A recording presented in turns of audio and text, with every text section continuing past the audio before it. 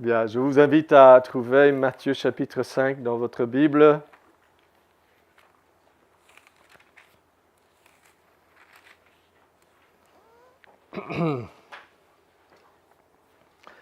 Nous lisons à partir du verset 43 dans le Sermon sur la montagne et nous terminons enfin cette partie sur la loi morale. Jésus corrige le mauvais enseignement des pharisiens. Il dit, vous avez entendu qu'il a été dit, parce que les pharisiens disaient des choses tordues, où ils diminuaient la loi, où ils tronquaient la loi. Et Jésus dit, mais moi je vous dis, et il montre tout le sens de la loi morale de Dieu. Donc nous lisons, verset 43.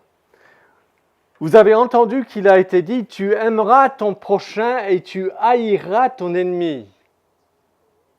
C'est l'enseignement des pharisiens.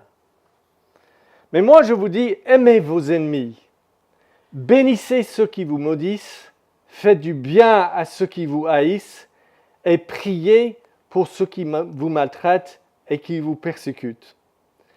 Dans certaines de vos Bibles, vous avez des parenthèses sur une partie de ce verset, parce que certains anciens manuscrits n'ont pas cette partie, mais cette partie se retrouve dans la version de l'Évangile de Luc.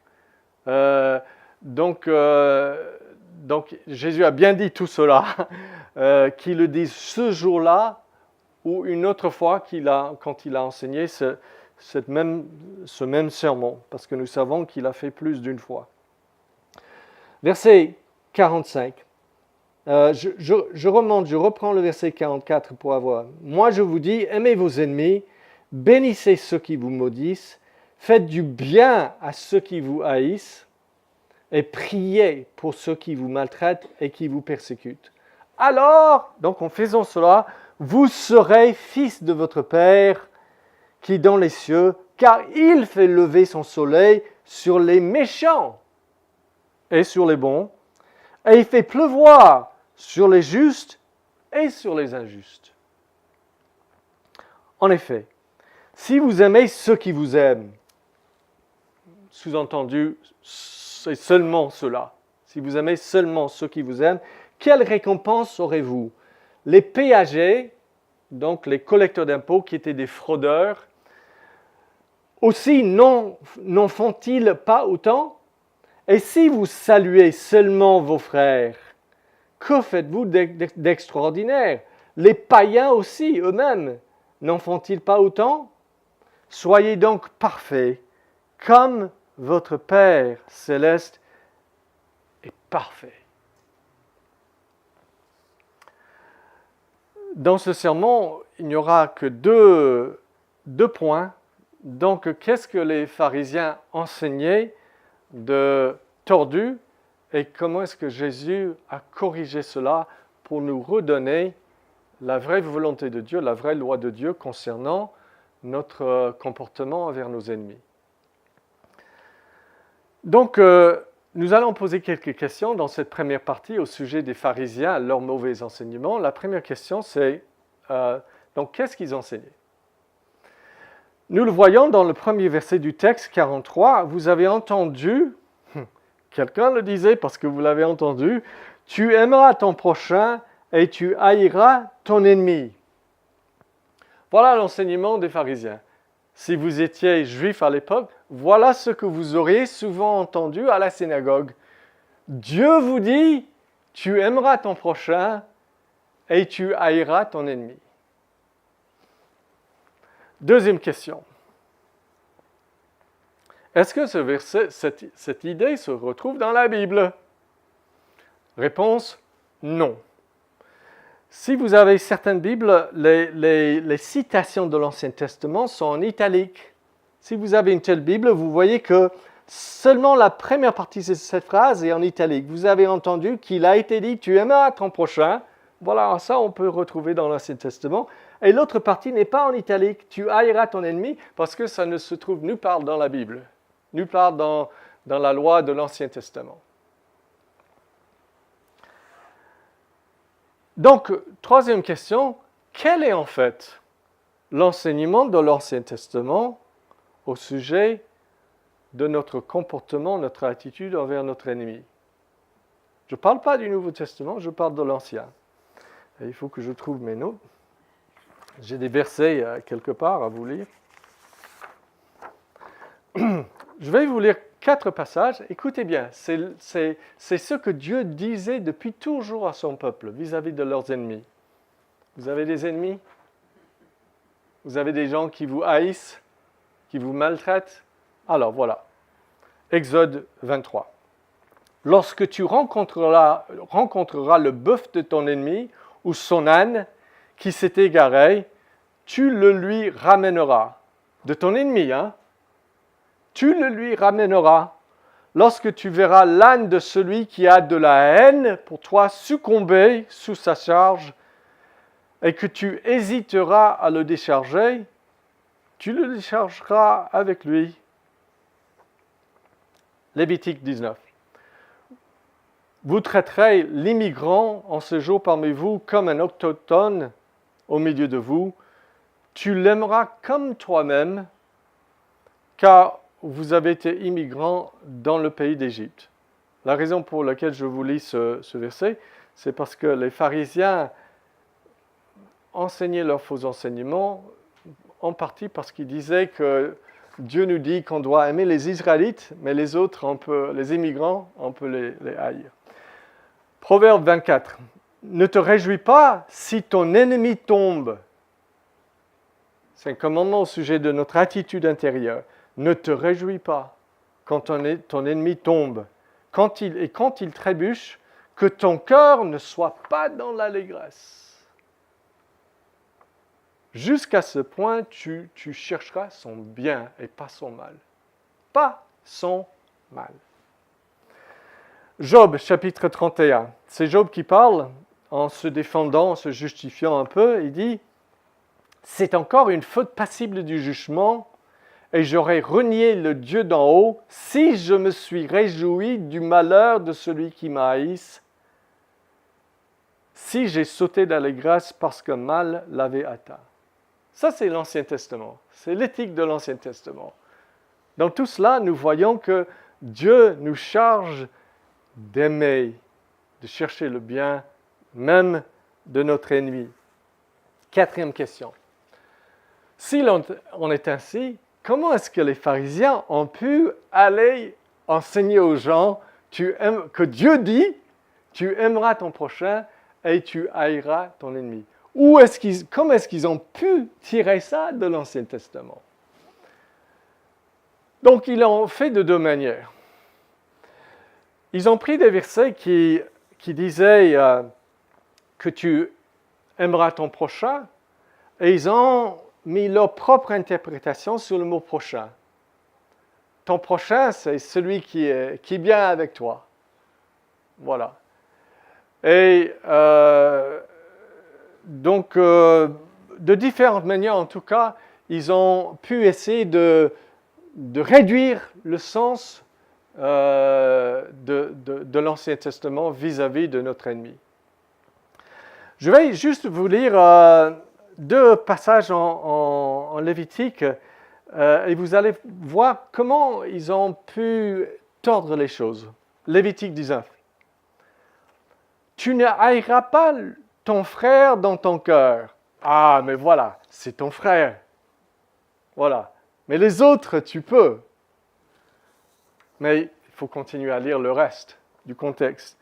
Tu ne haïras pas ton frère dans ton cœur, tu auras soin de reprendre ton compatriote. Oui, juste tes compatriotes, donc on peut limiter l'amour à certains. Mais tu ne te chargeras pas d'un péché à cause de lui, tu ne te vengeras pas et tu ne garderas pas de rancune envers les fils de ton peuple. Tu aimeras ton prochain comme toi-même. Ça semble limiter l'amour à nos frères, nos compatriotes. Sauf que ça, c'est Lévitique 19, 17 à 18. Si je vais quelques versets plus tard, dans le même chapitre, Lévitique 19, 33 à 34, voilà ce que je lis. Si un immigrant vient séjourner avec vous dans votre pays, vous ne l'exploiterez pas, vous traiterez l'immigrant en séjour parmi vous comme un autochtone du milieu de vous. tu l'aimeras comme toi-même. Comme vous avez été immigrants dans le pays d'Égypte, je suis l'Éternel, votre Dieu. Vous voyez? Pas de différence entre les immigrants et les frères. Et donc, ils ont pu enseigner ça seulement en évitant de lire tout le contexte. Et c'est comme ça que beaucoup d'erreurs viennent dans les églises quand vous tirez un verset de son contexte et tu ne lis pas autour. Voilà donc comment ils sont arrivés à cet enseignement. La 5e question, il y en a 6, et puis nous aurons fini avec la première moitié du sermon. La 5e question, c'est quel est leur problème fondamental? Les pharisiens, quand ils viennent vous dire « tu aimeras ton prochain et tu haïras ton ennemi ». Quel est le problème fondamental de cette erreur? Et le problème fondamental, c'est que c'est un amour avec limite. L'amour est limité, on prend l'amour dans son vrai sens, qui n'a pas de limite, et on le limite, on le réduit. Il devient étroit. Et nous voyons ça dans le passage. Regardez avec moi encore le passage. Le verset 43, on le voit, vous avez entendu qu'il a été dit, tu aimeras ton prochain et tu haïras ton ennemi. Donc un amour qui n'est pas pour tous. Moi je vous dis, aimez vos ennemis, Jésus corrige, bénissez ceux qui vous maudissent, faites du bien à ceux qui vous haïssent, priez pour ceux qui vous maltraitent, vous persécutent. Alors, verset 46. En effet, si vous aimez ceux qui vous aiment, vous voyez l'amour limité? Les pharisiens enseignaient, aimez ceux qui vous aiment. Les autres, pas obligés. Quelle récompense aurez-vous? Verset 47. Et si vous saluez seulement. Le mot seulement est un mot limitatif. Ça limite l'amour à certains. Si vous aimez, si vous saluez seulement ceux qui vous saluent. Et vous ne saluez pas tout le monde. Vous voyez, le problème des pharisiens, c'est de réduire l'amour, l'objet de l'amour à certains, donc qui sont bons. Et quels sont les gens donc qu'on aime si on a un amour comme ça? Selon le passage, Dieu fait pleuvoir sur les bons et les mauvais, mais les pharisiens n'aiment que les bons. Dieu fait lever son soleil sur les justes et les injustes, mais les pharisiens disent n'aimez que les justes. Il faut, selon Jésus, saluer ceux qui vous saluent et ceux qui vous négligent. Et les pharisiens disaient, ne saluez que vos frères et que ceux qui vous saluent. Vous voyez? En d'autres termes, si des gens vous font du mal, si des gens ne vous aiment pas, s'ils ne sont pas bons, s'ils sont mauvais, s'ils sont injustes, vous n'êtes pas obligé de les aimer. Voilà donc le problème de base de l'enseignement des pharisiens. Et la 6e question, c'est pourquoi est-ce que le fait de limiter l'amour comme cela, pourquoi est-ce que cela est tellement mauvais et désagréable envers Dieu? Pensez à vous-même. C'est très désagréable envers Dieu. Et il y a 2 raisons. La première raison, c'est que si vous avez un amour limitatif, vous n'aimez pas vos ennemis, vous vous permettez d'haïr. Les pharisiens ont bien compris ça. Ils ont bien compris qu'en limitant l'amour à mes frères, à ceux qui sont justes, je me permets d'haïr les autres. Tu aimeras ton ennemi et tu haïras Tu aimeras ton prochain et tu haïras ton ennemi. Donc chaque fois que nous limitons l'amour, nous ouvrons la porte à la haine. D'accord? Pensez à ce que c'est que l'amour. Est-ce que vous savez, bibliquement, ce que c'est que l'amour?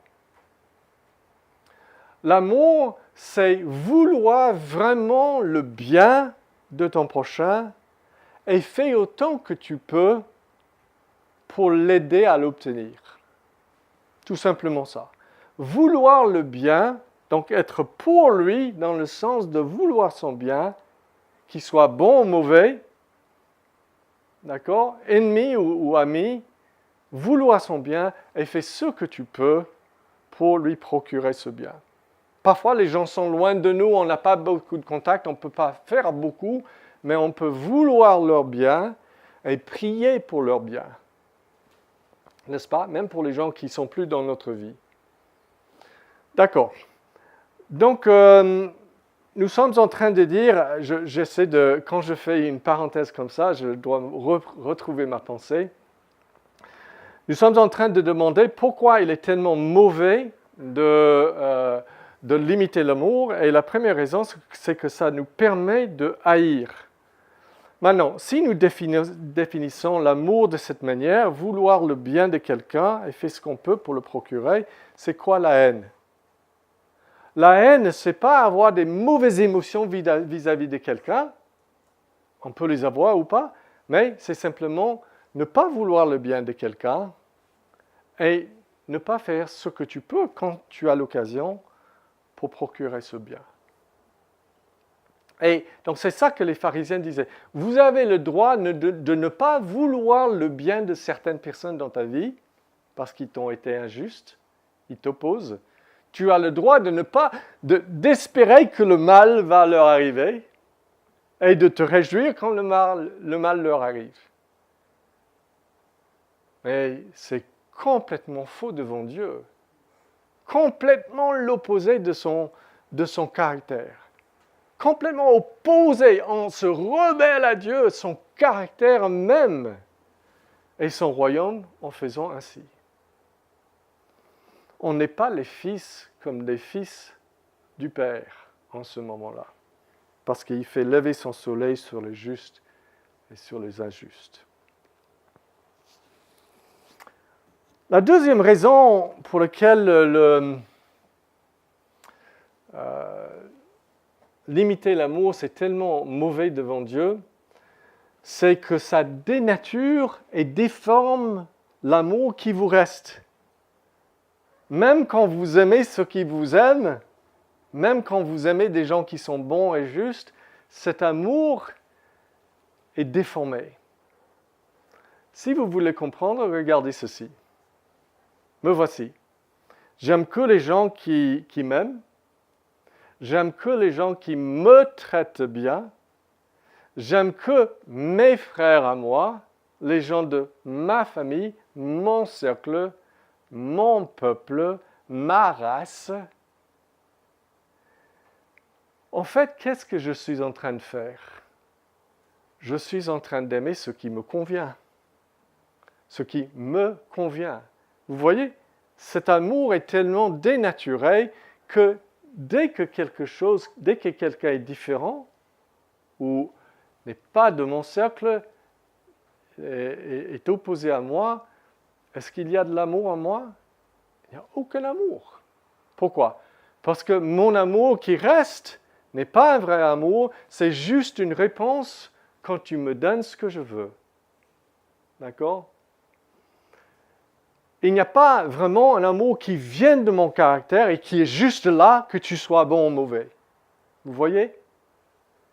Or, le vrai amour est quelque chose dans mon caractère. C'est que je suis orienté vers le bien des autres. Je veux le bien des autres et pas le mal. C'est ça l'amour. L'amour est une orientation relationnelle de ton cœur envers l'autre, qui qu'il soit. Et le fait que quelqu'un devienne mon ennemi, vous avez eu des gens qui étaient des amis et qui sont devenus des ennemis, n'est-ce pas? Ils étaient bons envers vous et pour une raison donnée, ils vous ont pris en haine. Si vous n'avez pas eu ça, je peux vous raconter quelques histoires de comment ça se sent. Oui, mais quand quelqu'un devient votre ennemi, il ne cesse pas d'être votre prochain et d'avoir besoin du bien. Il a besoin, encore plus besoin du bien, le vrai bien, qui peut lui venir de l'Éternel et changer sa vie. OK. Donc ça, c'est la raison pour laquelle donc ce problème de limiter l'amour est tellement grave. Et maintenant, nous allons finir le sermon avec la deuxième partie. Nous avons assez longuement considéré le faux enseignement des pharisiens, d'où ça vient, que c'est faux, pourquoi c'est faux, ainsi de suite. Maintenant, comment est-ce que Jésus vient vers nous pour nous montrer vraiment la volonté de Dieu, ce bon sentier de Dieu qui concerne notre comportement envers nos ennemis? Donc, nous pouvons résumer l'enseignement de Jésus dans ce passage par trois mots. L'objet de notre amour, la forme de notre amour et la motivation de notre amour envers nos ennemis. D'abord, l'objet de notre amour. Jésus nous enseigne que l'objet de notre amour doit être universel et sans limite. Sur mes notes, quand j'ai préparé ce sermon, j'ai mis comme titre à ce sermon « L'amour sans limite ». Et je pensais à l'objet, qui j'aime, qui je dois aimer. D'accord? Je ne pensais pas à la forme, parce que la forme peut être limitée. Je ne dois pas aimer votre femme comme j'aime ma femme. D'accord? OK. Mais vis-à-vis de l'objet, je dois aimer tout le monde parce que Dieu aime toutes ces créatures. Et nous voyons ça dans le passage. Regardez encore, à partir du verset 44. « Mais moi, je vous dis, aimez vos ennemis. Bénissez qui? Ceux qui vous maudissent. Faites du bien à qui? À ceux qui vous haïssent, et priez pour qui? Pour ceux qui vous maltraitent et qui vous persécutent. » Verset 45. « Alors vous serez fils de votre Père, ou plutôt vous allez manifester le fait que vous êtes fils de votre Père, tel Père, tel Fils, car il fait lever son soleil sur les méchants.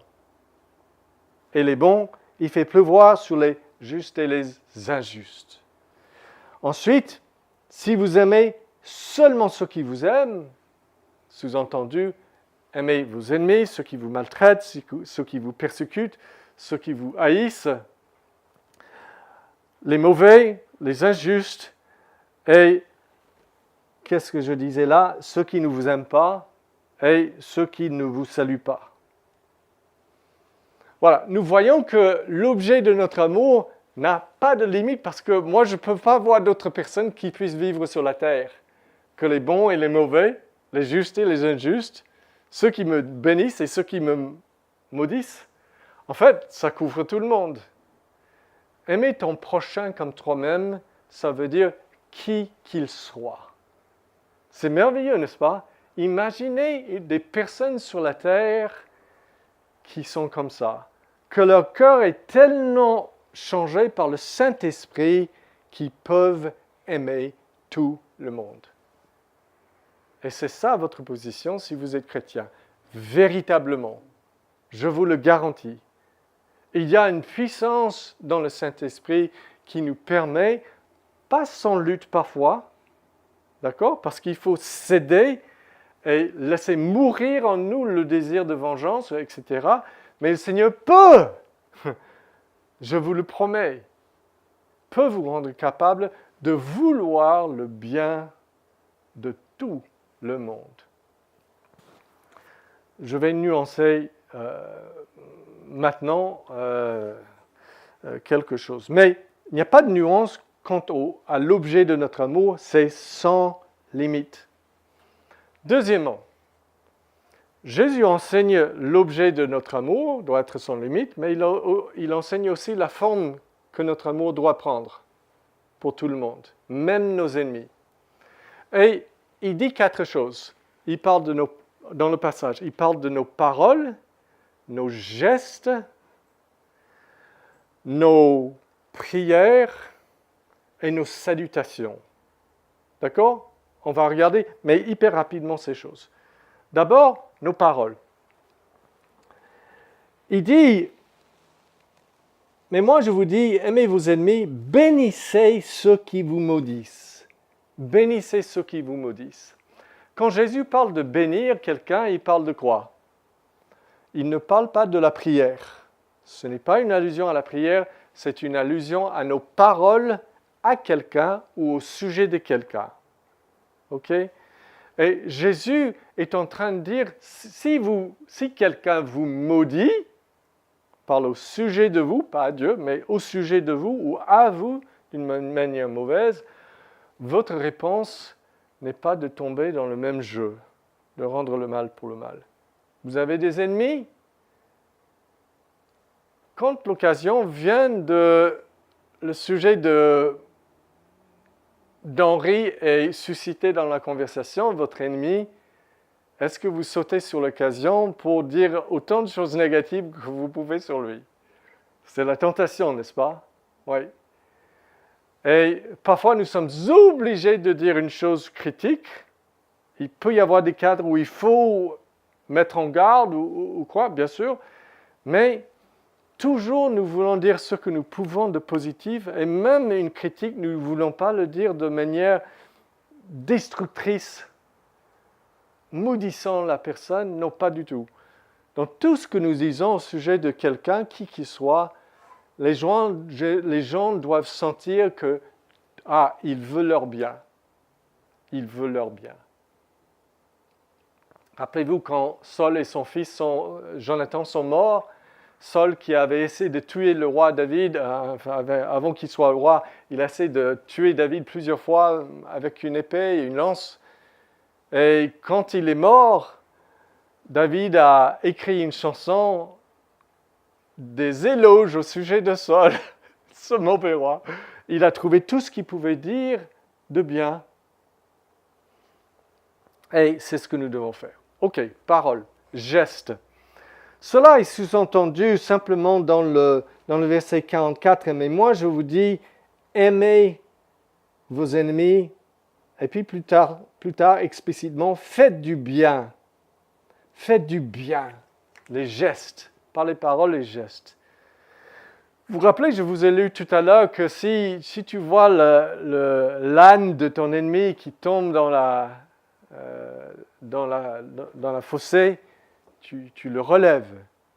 Quand tu vois que ton ennemi, qu'une personne qui te maltraite a un besoin, aide-le comme n'importe qui.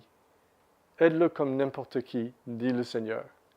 Si ton ennemi a faim, dit Paul, donne-lui à manger. C'est merveilleux, n'est-ce pas? C'est vraiment merveilleux. Selon les occasions que nous avons. Donc, les paroles, les gestes, les prières. Alors, nous lisons dans ce verset 44, à la fin du verset, « Priez pour ceux qui vous maltraitent et qui vous persécutent. » Alors, s'il y a une chose qui montre l'état de votre cœur, c'est vos prières. Vos vraies prières sortent de ce que vous voulez, n'est-ce pas? Ça traduit où vous en êtes par rapport à des situations ou des personnes. Maintenant, Jésus dit, priez pour ceux qui vous maltraitent et qui vous persécutent. Priez pour leur bien, n'est-ce pas? Et en me préparant, ça m'a donné l'occasion de repenser qui sont les gens qui se sont opposés à moi ou autres dans la vie. Est-ce que je suis en train de prier pour eux? Si je ne suis pas en train de prier pour eux, je me repens, Seigneur, parce que ça montre que je veux plutôt juste les oublier, n'est-ce pas? Et je n'ai pas ce droit. c'est bien pour moi et glorifiant pour Dieu de m'efforcer, de prier. Parce qu'en priant pour le bien de quelqu'un qui est mauvais, je reste dans l'amour de Dieu. Je reste en contact avec Dieu qui veut aussi, lui, leur bien. Et je ne me distance pas de Dieu. Et dernièrement, nous avons les salutations. Dans le verset 47, « Si vous saluez seulement vos frères, que faites-vous d'extraordinaire? Les païens aussi, et ainsi de suite. » Pourquoi est-ce que Jésus finit avec les salutations? C'est important ça? Les gestes, oui. La prière, oui. Nos paroles, oui. Très important. Mais les salutations? Chers amis, il n'y a rien de plus caractéristique de la haine que le fait que ça pousse les gens à ne plus saluer les personnes qu'on voit tous les jours. Tu vas au travail, il y a quelqu'un avec qui tu ne t'entends pas du tout, et qu'est-ce que tu fais? Il arrive, tu évites, tu fais comme si tu fais quelque chose juste pour négliger, éviter de le saluer. N'est-ce pas? Et le Seigneur est très sage de nous parler de la salutation parce que ça nous oblige à être bons si la salutation est véritable. Elle peut être hypocrite, mais le Seigneur ne veut pas de ça. Ok. Donc voilà la forme. Et nous pouvons nous demander, par rapport aux gens qui ont été mauvais envers vous, est-ce que vos paroles, vos gestes, vos prières, vos salutations montrent que vous êtes en train de vous efforcer d'aimer votre ennemi comme vous-même. Et maintenant, je dois juste ouvrir une petite parenthèse pastorale parce que je ne veux pas qu'il y a un point où les gens peuvent rejeter tout ce que j'ai dit aujourd'hui. Parce qu'ils font une confusion entre aimer et affectionner. Est-ce que vous savez la différence? Dieu ne vous commande jamais d'affectionner vos ennemis. Si vous parlez anglais, c'est la différence entre like et love. Affectionner quelqu'un, c'est l'apprécier.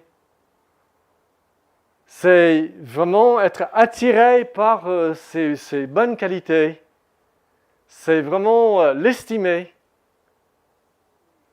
C'est vouloir plus de contact avec lui. La Bible ne vous dit pas d'affectionner de cette manière la personne qui est le membre du cartel. OK? La Bible ne vous demande pas d'affectionner de l'injustice, du mensonge, de la trahison. Vous ne pouvez pas affectionner des choses comme ça. Quand vous dites « j'aime le chocolat », vous voulez dire « j'affectionne le chocolat ».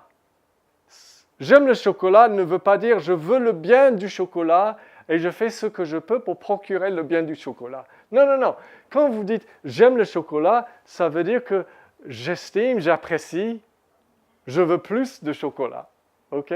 Mais vous n'êtes pas obligé, Dieu ne vous commande pas aimer vos ennemis dans le sens de les apprécier, de les affectionner, de vouloir toujours plus de leur mauvais traitement. Ça va? OK? Mais attention, vous pouvez aimer celui que vous n'affectionnez pas. Vous pouvez vouloir le bien de celui dont le comportement vous dégoûte. Vous comprenez? Toute la différence est là. Vous pouvez avoir de la compassion et savoir que cette personne a besoin que je veuille son amour, son bien et que je cherche son bien. Qui va le faire? Parce que cette personne détourne tout le monde de lui. Personne ne sera resté dans ce beau monde qui est pour lui, qui veut son amour si moi je ne le veux pas. N'est-ce pas? OK? Donc, vous pouvez aimer la personne que vous n'affectionnez pas. Maintenant, nous terminons. Nous avons dit, l'objet, Jésus nous enseigne, l'objet de notre amour, c'est sans limite tout le monde. Nous avons dit que la forme de l'amour que nous devons avoir, c'est de vouloir le bien par nos paroles, par nos gestes, par nos prières, par nos salutations. Et maintenant, quelle est la motivation pour cet amour? Et nous terminons avec ça. Regardez, il y a 3 motivations. Nous pouvons leur dire comme ceci. Nous pouvons dire que différence, récompense, ressemblance. Jésus nous donne 3 raisons. Différence. Dans le verset 46, Jésus dit, en effet, si vous aimez ceux qui vous aiment, quelle récompense aurez-vous? Les péagers aussi n'en font-ils pas autant? Vous n'êtes pas différents. Vous, le peuple de Dieu, né de nouveau, sauvé par Christ, une nouvelle création, et puis vous agissez comme si vous n'êtes pas différents des fraudeurs dans ce monde. Et verset 47. Et si vous saluez seulement vos frères, que faites-vous d'extraordinaire? Les païens aussi, eux-mêmes, n'en font-ils pas autant? Donc Jésus est en train de nous dire, le Père et moi, nous voulons que vous soyez différents. Vous devez être différents. Rappelez-vous qui vous êtes. Et quand vous n'aimez pas vos ennemis, regardez, vous redescendez à la place où vous étiez avant la conversion. Ça, c'est la première motivation. La deuxième, ça, c'est la différence. La deuxième motivation, c'est la récompense. Vous l'avez vu dans le verset 46, en effet, si vous aimez ceux qui vous aiment, quelle récompense aurez-vous? Apparemment, Jésus veut nous motiver par la question de récompense. Alors, quand nous lisons la version de ce même sermon que Jésus a prêché probablement à une autre occasion dans l'évangile de Luc, nous lisons ceci. « Mais aimez vos ennemis, faites du bien et prêtez sans rien espérer, votre récompense sera grande, donc au ciel, et vous serez fils du Très-Haut. » Récompense. Qu'est-ce que ça nous enseigne? Comment est-ce que vous devez être motivé pour aimer vos ennemis? Vous devez être motivé parce que vous pensez à l'avenir. Vous ne pensez pas simplement à cette vie. Si vous pensez seulement à cette vie, vous allez dire cet amour n'aura probablement pas d'impact ici-bas sur lui. Donc pourquoi le faire? Parce que votre récompense est là. Tout ce que nous faisons vise quelque chose de plus grand que cette vie ici. Je veux vous donner une petite illustration. Voilà un garçon qui joue au foot. Son papa est chrétien, très pieux, et son papa lui inculque que quand on te fait une faute, vraiment une sale faute sur le terrain de foot, tu ne réponds pas de la même manière. Ne le tape pas, n'hurle pas, et ne cherche pas une occasion quelques minutes plus tard de lui faire la même faute. OK? Voilà le garçon qui joue, et voilà, boum! Alors, on lui rentre dedans de manière intentionnelle et mauvaise, et c'est vraiment, il était sur le point d'avoir un but. Il se rappelle de papa, il se relève de la terre, et il continue le jeu. Et il garde son cœur contre la rancune. Il se dit, moi aussi, j'ai envie de faire ça souvent dans le jeu, et je ne vais pas lui en vouloir. Sauf que le gars voit qu'il ne m'a pas répondu, il lui rentre encore dedans. Heureusement, il reste comme il faut, le garçon, et après le match, ça ne change rien dans le match. Mais après le match, son père vient presque en courant et disant, mon fils, j'ai vu ce qui s'est passé, je l'ai vu sur le terrain. Je suis tellement fier de toi. C'est ça que Jésus est en train de dire. Il y a quelque chose après le match de cette vie. Et c'est notre motivation. C'est formidable, n'est-ce pas? Et la dernière motivation que Jésus donne, c'est la plus grande. Il dit dans le verset 45 que si nous aimons notre ennemi, alors vous serez fils de votre Père qui est dans les cieux. Car il fait lever son soleil sur les méchants et les bons, il fait pleuvoir sur les justes et les injustes. La plus grande vocation que vous avez, chers amis, dès que vous êtes chrétien, c'est de ressembler à Dieu. Quelle est la chose la plus merveilleuse dans votre vie en tant que chrétien? Je peux vous le dire, c'est d'être aimé par Dieu en tant que pécheur, chéri, aimé, sauvé, tel que vous êtes. N'est-ce pas? Et la deuxième chose la plus merveilleuse, c'est que vous puissiez être comme ça aussi envers les autres.